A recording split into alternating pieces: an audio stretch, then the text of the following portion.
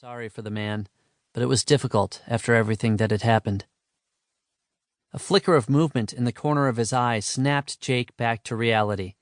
He quickly turned his head and trained his sight on the burrow to see the furry brown head of a mountain cottontail emerge.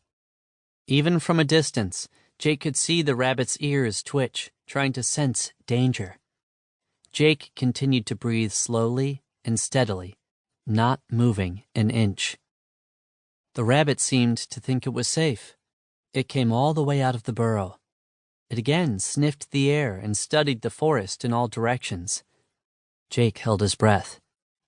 "Come on, Mr. Rabbit, keep going." As Jake watched, the rabbit hopped along the path. Jake could feel his muscles tense as the animal's head got caught in the snare's loop and pulled the cross branch free of the pegs. Zing! The sapling sprang instantly upward, jerking the rabbit into the air by its neck. Heart thundering, Jake leaped to his feet and raced forward. "Got you!" he cried. Adrenaline washed through him. The rabbit was hanging, limp, not struggling. A clean kill. He undid the noose and excitedly took his catch. He peered into the rabbit's dead eyes, which only moments ago had gleamed as they'd looked around for danger. Before uncertainty could creep through him, he reassured himself. "I'm only doing it to survive." Out here, Jake could see the truth of what killing to live really meant, and he never took an animal's life for granted. He carefully placed the rabbit in his pack and broke down the trap, and then set off back toward his dad's cabin, pride washing through him. As he emerged from the forest into a small clearing, Jake found his dad and brother sitting around the fire pit outside the cabin. Warm flames crackled in the pit, and the smell of campfire smoke filled the air. "Hey, buddy, there you are."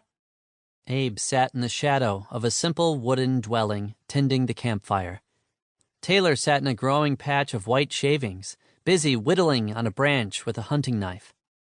"Hey, Dad," Jake called back. He hadn't known what to expect when they'd first arrived in the wilderness. He'd thought maybe they'd be making their clothes from skins and hunting or foraging for all their food. But although Abe lived off the land as much as possible, he wasn't a hermit. He was a park ranger.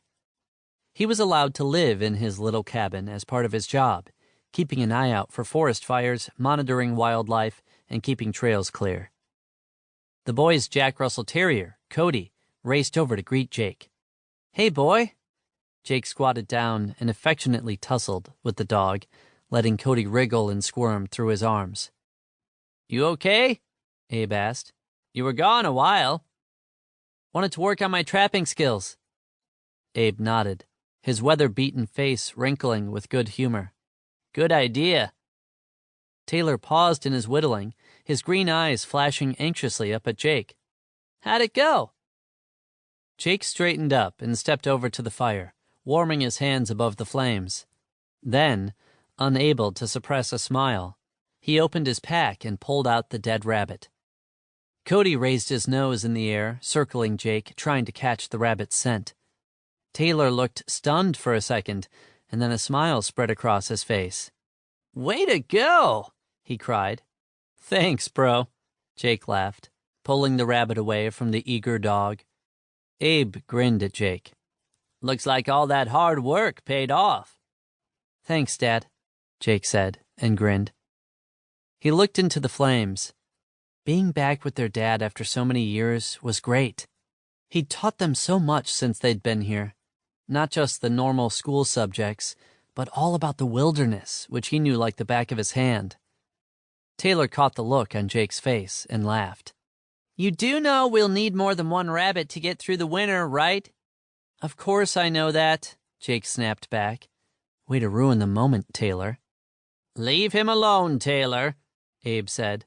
"Winter's nothing to joke about. My first winter in this place nearly killed me." That explains a lot, Jake thought. Their dad was preparing for winter as if he were readying a castle for a coming siege. In fact, the thought of winter was beginning to scare Jake. Abe seemed to sense Jake's discomfort.